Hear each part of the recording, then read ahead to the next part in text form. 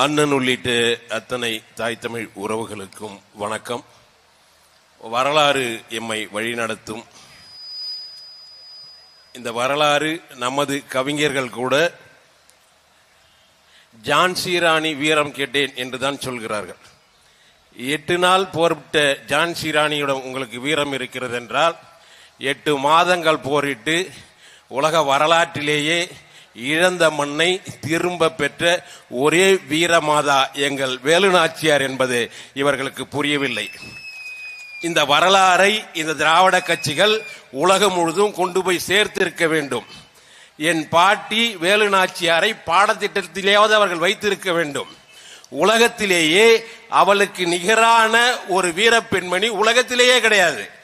8 மொழிகள் தெரிந்தவள். அவள் கோபால் நாயக்கரோடு பேச வேண்டுமா தெலுங்கு, அங்கே திப்பு சுல்தான் ஐதர்களோடு பேச வேண்டுமா உருது, இப்படி ஆங்கிலம் வெள்ளையனோடு பேச வேண்டுமா ஆங்கிலம், இப்படி 8 மொழிகள் செய்து இழந்த மண்ணை மீட்டெடுத்த என் பாட்டி வேலுநாச்சியாரை பாடத்திட்டத்தில் கூட வரவில்லை. அவர்களுடைய வரலாற்றை இவர்கள் பிடிக்கவில்லை. ஆனால் எங்கள் அண்ணன் சொல்கிறார், நாம் ஆட்சிக்கு வந்தால், நாம் தமிழ் கட்சி ஆட்சிக்கு வந்தால் சர்வதேசிய விமான நிலையம் சென்னையிலே இருக்கின்றது. உலக நாடுகளிலிருந்து எவன் வந்தாலும் அந்த விமான நிலையத்திலிருந்து வெளியில் வரும்போது அந்த விமான நிலைய வாசலில் என் முற்பாத்தாளுக்கு நான் வானுயர சிலை வைப்பேன் என்று சொல்லி இருக்கிறார். வானுயர சிலை வைப்பேன் என்று. அது உலக நாடுகளிலிருந்து எவன் வந்தாலும் சிலையை பார்க்கணும். இது யாருன்னு கேட்பான். அவருடைய வரலாறு எளிதாக உலக நாடு முழுதும் போகும். இதற்காகத்தான் நீங்கள் நாம் தமிழ் கட்சியை ஆதரிக்க வேண்டும். இன்னொன்று எளிமையாக ஒன்று சொல்லிவிடுகிற, ஒவ்வொரு குடும்பமும் நாம் தமிழ் கட்சி ஆட்சிக்கு வந்தால் ஒவ்வொரு குடும்பமும் இயல்பாக வறுமையிலிருந்து மீளும், பொருளாதாரத்தில் மேம்படும். இன்றைக்கு உள்ள வருமானத்தில் ஒவ்வொரு குடும்பத்திற்கும் அவர்களுக்கு உள்ள கவலை, தன் பிள்ளையை நன்றாக படித்து விட்டு வேண்டும். நான் தான் படிக்கவில்லை, என் பிள்ளை நன்றாக படிக்க வேண்டும், இப்ப நல்ல பள்ளியில் படிக்க வேண்டும். அதற்கு என்ன செலவாகிறது? கூடுதலாக செலவு. எல்கேஜி பிள்ளைய படிக்க வைக்கிறது 1 லட்சம் ரூபாய் செலவாகுது. சீட்டு வாங்கினா செலவு. அப்ப நல்ல பள்ளிக்கூடம் என்றால் அப்ப பணம், இவர்கள் சம்பாதிக்கின்ற ஊதியத்தில் பாதி பங்கு எங்கே போகிறது? பள்ளி குழந்தைகளை படிக்க வைக்கிறதுக்கு போய்விடுகிறது. மீதி செலவு நல்ல மருத்துவம்.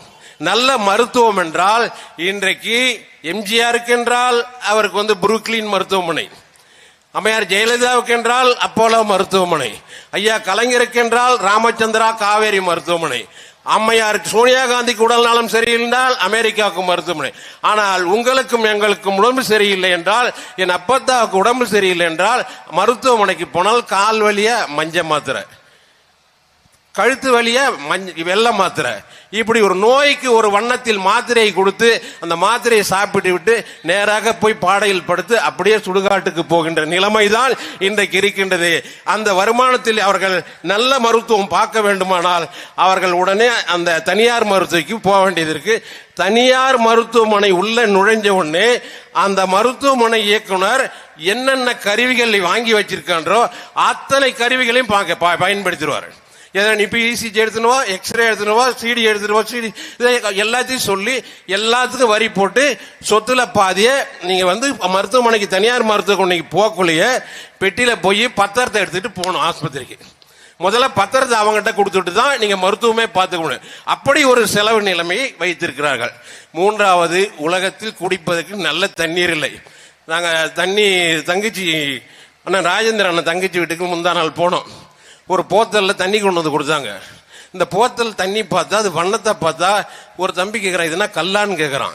இல்ல, இதுதான் போர் வாட்டர். இந்த தண்ணி இந்த வனத்தில் அப்ப நல்ல தண்ணி இல்லை.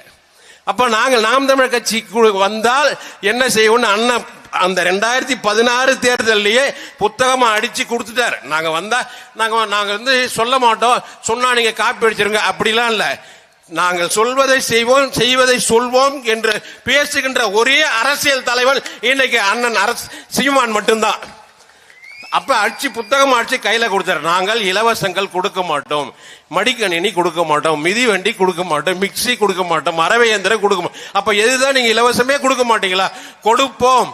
சர்வதேசிய அளவிற்கான மருத்துவத்தை இலவசமாக கொடுப்போம்.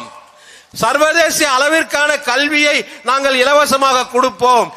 சர்வதேச அளவுக்கான தூய குடிநீரை நீங்க இந்த தூய குடிநீர் நாங்கள் இலவசமாக கொடுப்போம். தண்ணி விற்பனைக்கு இல்லை, அது என் மக்களுக்கானது, அதை இலவசமாக கொடுப்போம். அப்ப இதுக்காகவாவது நாம் தமிழர் கட்சி நீங்க ஆட்சி அரியணையில் ஏத்த வேண்டும். அப்பத்தாவுக்கு வானூர்தி நிலையத்துக்கு வாசலில் சிலை வைப்பதற்கும் தூய கல்வியை, நல்ல கல்வியை நீங்கள் உங்கள் குழந்தைகளுக்கு கொடுப்பதற்கும் உங்கள் செலவுல பாதி குறைஞ்சு, முக்கால்வாசி குறைஞ்சி போகுது. நல்ல கல்வினா நீங்க கல்விக்கு செலவழிக்க வேண்டாம், நல்ல மருத்துவம்னா மருத்துவத்துக்கு செலவழிக்க வேண்டாம், நல்ல குடிநீர்னா இன்னைக்கு நீங்க ஒரு குடுவை தண்ணீர் வாங்கி குடிக்கிறீங்கன்னா 5 வருஷம் ஒரு ஆட்சி நடக்குன்னா இன்னைக்கு ஒரு குடுவை 30 ரூபாய்க்கு நீங்க வாங்குறீங்கன்னா இந்த 5 வருஷத்துல 54,000 ரூபாய்க்கு தண்ணி மட்டும் வாங்குறீங்க. உங்க வருமானத்தில் 54,000 ரூபாய்க்கு இந்த 5 வருஷத்தில் தண்ணி மட்டும் வாங்கி குடிக்கிறீங்க. அப்ப இந்த வருமானங்கள் எல்லாம் உங்களுக்கு மிச்சப்படுகின்ற போது இந்த நாட்டில் உள்ள அத்தனை குடும்பங்களும் வறுமையிலிருந்து மீளும். அதற்கான திட்டம் எங்கள் அண்ணன் செந்தமன் சீமான் கையில் தான் இருக்கின்றது. என் மக்களே, என் கட்சி தம்பிமார்களே, நீங்கள் மக்களோடு நில்லுங்கள், மக்கள் நம்பிக்கையோடு நில்லுங்கள், மக்களை நம்பி நில்லுங்கள், அவர்களோடு சேர்ந்துடுங்க. நமக்கு இன்னும் 8 மாசம் இருக்கு, 10 மாசம் இருக்கு, எத்தனை நாளைக்கு தேர்தல் வரப்போகிறது என்ற எண்ணத்தோடு களத்தில் நில்லுங்கள். 2026 உருவாக்குவோம் புதிய அரசியல் வரலாறு என்பதை தெரிவித்துக் கொண்டு வாய்ப்புக்கு நன்றி கூறி முடிக்கிறேன். நன்றி, வணக்கம். நாம் தமிழர்.